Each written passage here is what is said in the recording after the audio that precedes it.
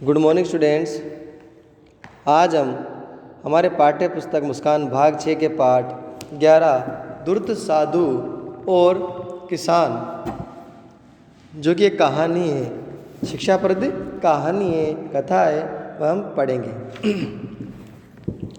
साधु का अर्थ होता है सज्जन और धूर्त यानी कपटी।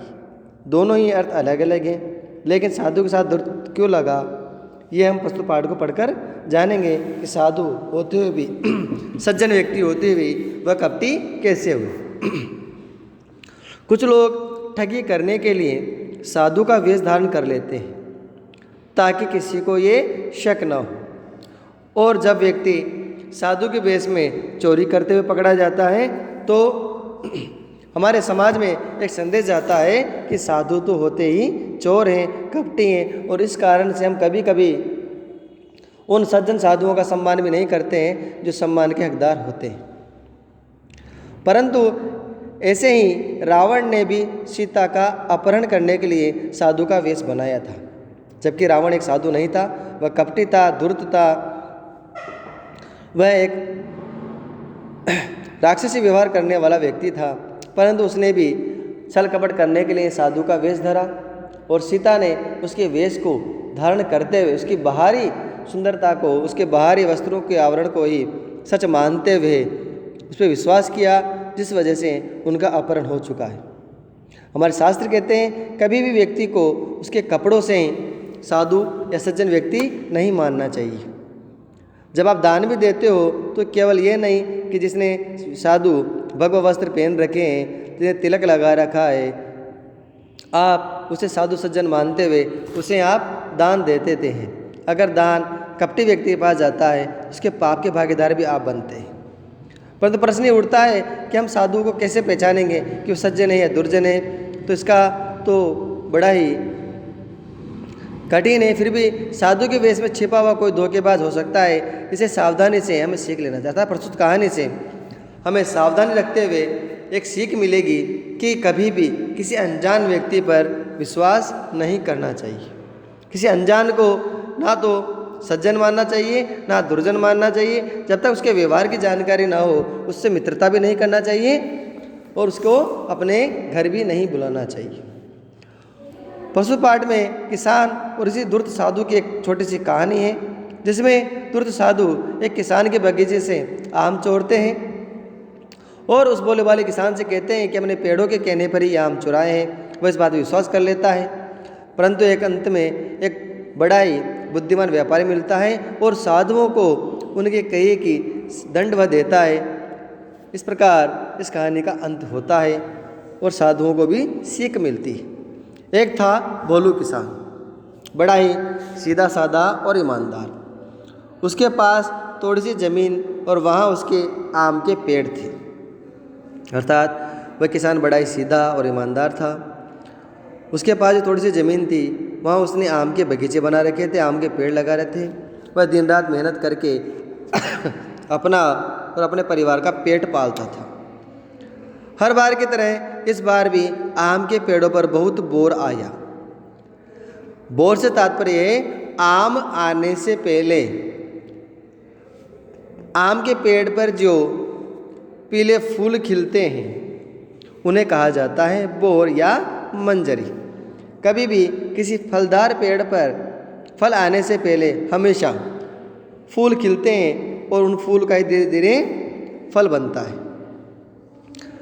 इसलिए पेड़ जब कच्ची आमियों से पूरी तरह से लद गए तो उन्हें देखकर भोलू किसान, उसका परिवार बड़ा खुश हुआ।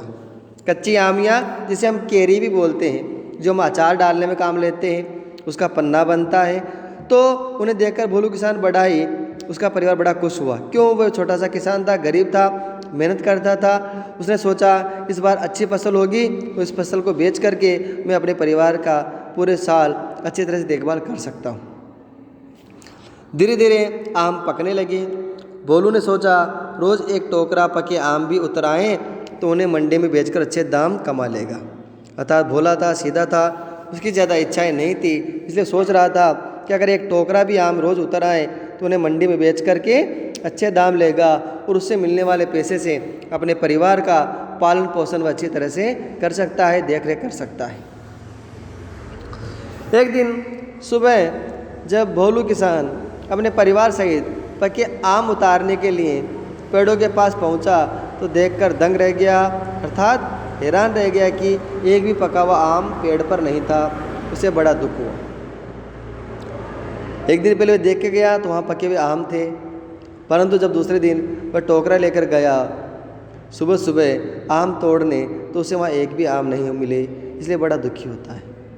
कोई जब आप मेहनत करो और उस मेहनत का फल आपको नहीं मिले तो आपको जितना दुख होता है वही दुख उस किसान को भी हो ना हो किसी ने आम चुरा लिए। उस किसान ने सोचा क्यों कि आंधी तूफान तो आया ही नहीं था, नहीं तो आम जड़ जाते, छड़कर नीचे गिर जाते। तुम पुलिस में जाकर रपट यानी रिपोर्ट लिखाओ, किसान की पत्नी ने उदास होकर कहा, क्योंकि वो निराश हो चुके थे। तो उसकी पत्नी कहती है आप जाइए और पुलिस में जाकर एक रिपोर्ट लिखाओ, एक शिकायत लिखा के आइए कि हमारे आम के पेड़ों से किसी ने आम चुरा लिए। तभी भोलू किसान कहता है ऐसे कैसे रपट लिखा दूँ, मेरे पास कोई सबूत भी नहीं है, चलो अब कल देखेंगे। बड़ा सीधा था, इसलिए सोचता है मैं कल आकर देखूंगा कि आम कहाँ है, इसलिए आज तो चलते हैं। भोलू ने पत्नी को झुंझलाते हुए समझाया। अगले रोज भी पके हुए आम गायब थे। अब भोलू को यकीन हो गया कि उसके आम जरूर कोई चुरा रहा है। उसने तय किया, निश्चित किया कि उस रात को वही भी छिपकर रहेगा और चोर को पकड़ने की कोशिश करेगा। क्योंकि आम रात को ही चोरी हो रहे थे, इसलिए भोलू ने निश्चय किया कि वह आज रात इन्हीं आमों के पेड़ के आसपास कहीं छिप जाएगा और देखेगा कि कौन इसे चोरी करने आता है और उसे रंगे हाथ पकड़ लेगा, ताकि वह पुलिस में शिकायत भी करे तो उसके पास कोई ना कोई सबूत हो। भोलू का शक संदेह सही निकला। सुबह सुबह 4 बजे के लगभग वहाँ 2 जवान साधु आए और पेड़ों की ओर देखते हुए कहा कि भोलू ने जो सोचा था कि मेरे यहाँ चोरी हो रही है बिल्कुल सही निकली। सुबह 4 बजे के लगभग 2 जवान साधु आए और पेड़ों की देखते हुए एक साधु ने कहा आम दो, हमको आम दो, क्या हमसे भी लोगे दाम। अर्थात वह पेड़ों की ओर देखते हुए कह रहा था ये पेड़ हमें आपके आम दे दो, क्या हमसे भी आप इन आम के पैसे लोगे, हम साधु हैं, कर दो दान। अर्थात हम दोनों क्या हैं, साधु हैं, और साधु होने के नाते आप भी इन आमों को दान कर दीजिए।